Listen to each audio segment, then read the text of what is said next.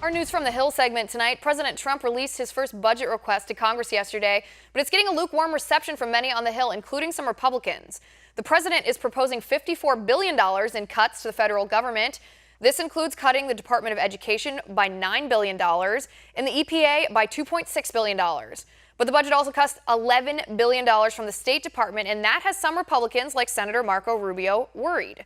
With me now to break it down, leadership and performance expert, CEO of Status Factory, Clint Arthur. Clint, good to see you.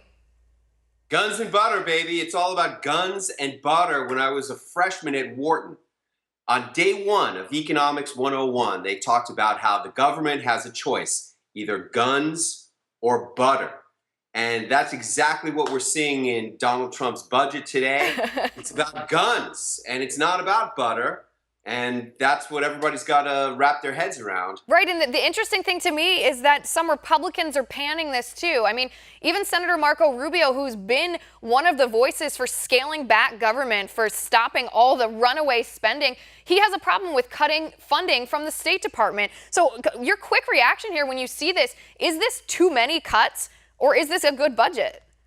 I was talking about it with one of my fellow Wharton classmates earlier today, and we were both laughing about how this is straight out of The Art of the Deal. This is a negotiation ploy that Donald Trump has fired his first salvo in the budget war. And everybody's saying this is not going to be the actual budget, and everybody is really funny because they're not really talking about the fact that this is obviously his bold first request in his negotiation strategy. That's really what we're seeing here, just a negotiation. Right, that's really interesting. So I guess help us lift the curtain here. If this is his first move, if he's trying to shock liberals by suggesting, for example, all these cuts to the arts, to the art endowment, to NPR, all these things that just have liberals' heads in a tizzy here, what does he want to actually get passed? What cuts are the stuff that he's holding closest to himself, that he wants to distract with all these things in front, but the ones he really wants to pass?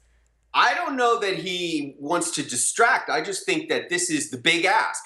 First, when you're negotiating, you never ask for what you want. You ask for way more than what you want, right? And you settle for less. And that's exactly what he's doing.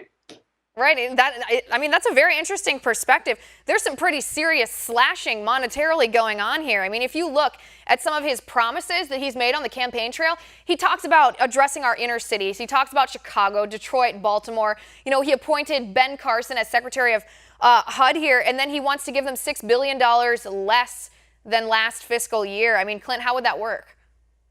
It works because he's going to ultimately give them half as much as he wants to cut right now. And he's going to give the NEA half as much as he's saying that he's going to take away. It's all a negotiation. He's the master negotiator. And this is straight out of his book, The Art of the Deal. And it's straight out of Economics 101 at the Wharton Business School. And the funniest part of it all is how many Wharton students and teachers signed that petition. We don't want Donald Trump as our president. You know what I'm talking about? Yeah.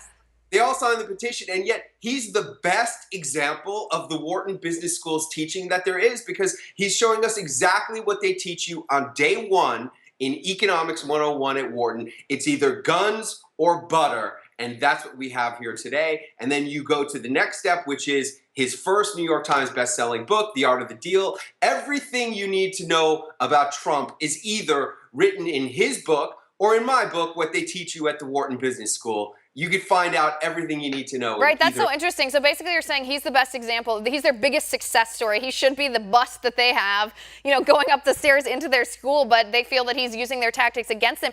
No, I think actually if you do multi-step thinking here, it's actually even more interesting because he's targeting the areas that he really thinks we should be cutting. Look at the EPA.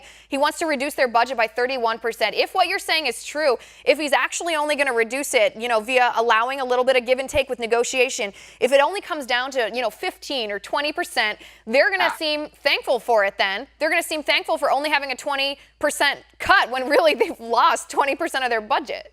All of these heads of the departments are going to be able to go to all of their cronies and say, look, I'm sorry, I couldn't save everybody's job, but at least half of you still have your jobs. That's exactly what's going to happen. And everyone's going to feel like a hero when Donald Trump is finished with this whole situation, because he's going to let them score victories, and at the same time he's going to accomplish his goals, which are building the wall, increasing the military, increasing funding for immigration control and police efforts, all the things that he campaigned about.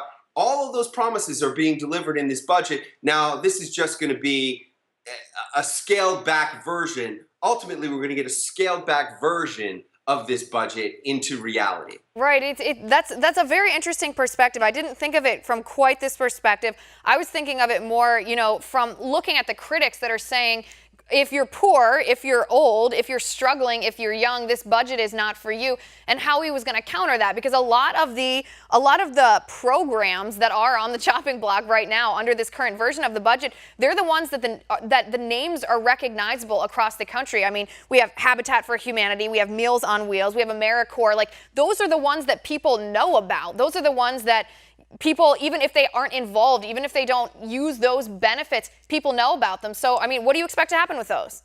I think this is the most brilliant strategy of them all, because this is allowing Donald Trump to make heroes all across America. All the senators whose pet projects are those exact programs, or programs that are going to be affecting their districts or their regions, they're all going to look like heroes, because I fought Donald Trump and I kept our program. I wasn't able to keep it all, but I kept it alive. And Donald Trump is going to emerge out of this looking like a master facilitator of progress and making things happen in Washington, and stopping the inertia. He's going to break the inertia and make it possible for us to have deals made.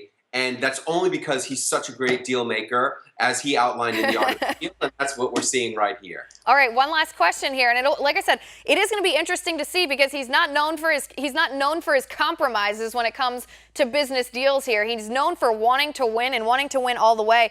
But what's going to happen when it comes to the defense spending? Because that's the increase that he wants. He wants to give quite a bit more money to defense spending. Is he going to waver it all on that, get a little bit less, or you think he'll get that whole chunk?